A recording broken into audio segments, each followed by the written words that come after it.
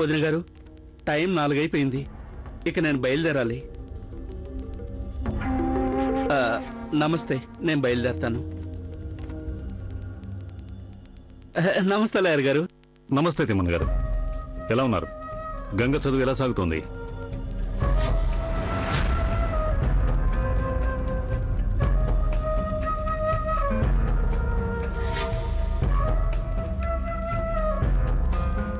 దిక్కులు చూస్తారేంటండి?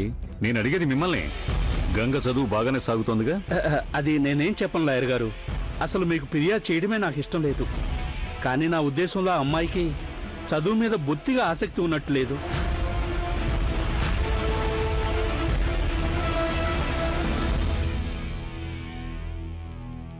ఏమంటున్నారు మీరు? నిజమే చెప్తున్నాను.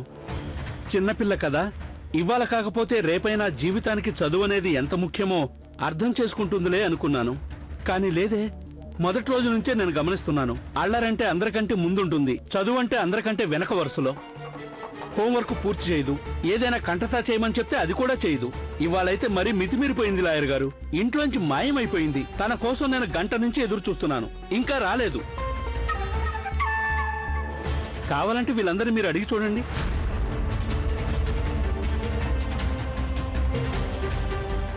ఇక మనం తను రేపేం చేస్తుందో చూడాలి. సరే, నాకు సెలవు ఇప్పించండి. నమస్తే.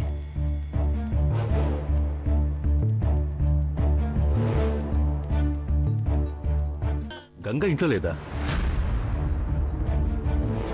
మాస్టర్ గారు వచ్చి వెళ్ళిపోయారు, అయినా గంగ చదువుకోవడానికి రాలేదా? ఎక్కడికి వెళ్ళింది తను? అరే, తను నాకేమైనా చెప్పి వెళ్ళిందా? ఏదో నా మాటే వింటున్నట్టు అడుగుతున్నావు. తను ఇష్టం వచ్చినట్టు చేస్తుందా పిల్ల? ఎక్కడికి వెళ్ళిందో, ఎందుకు వెళ్ళిందో, ఎప్పుడు వెళ్ళిందో తను చెప్పి వెళ్తే కదా ఎవరైనా నీకు చెప్పగలరు. పెద్ద తలనొప్పి అయిపోయింది పిల్ల.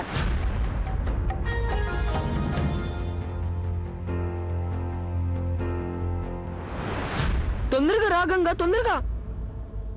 అరే, మాస్టర్ గారి స్కూటర్ కూడా లేదు ఇక్కడ.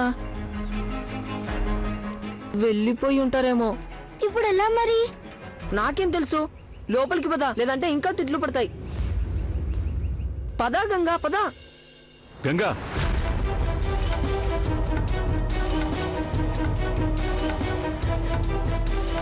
ఇలా రా.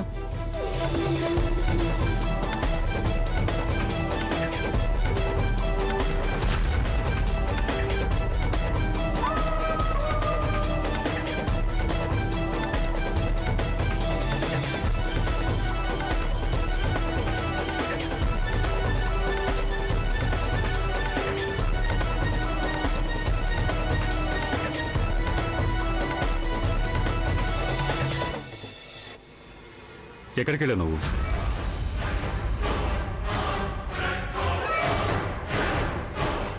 ఎక్కడికి వెళ్ళావు నువ్వు?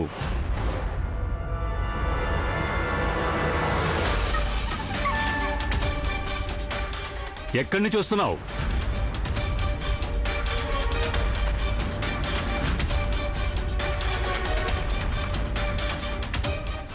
నా వైపు చూడు, నన్ను చూసి చెప్పు. చదువుకోవాల్సిన సమయంలో ఇంట్లో ఎందుకు లేవు నువ్వు? ఎక్కడికి వెళ్ళావు?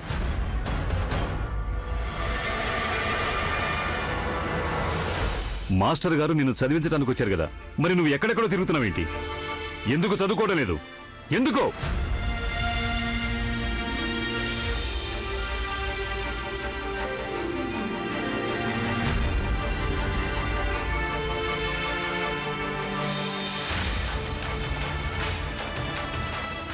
నోరు విప్పి మాట్లాడు గంగా, జవాబు చెప్పు నాకు. ఎక్కడికి వెళ్ళావు? పందిరికి వెళ్ళాను. ఏ పందిరికి? అదే పారాయణం చేస్తున్నారు ఇక్కడికి. ఎందుకు?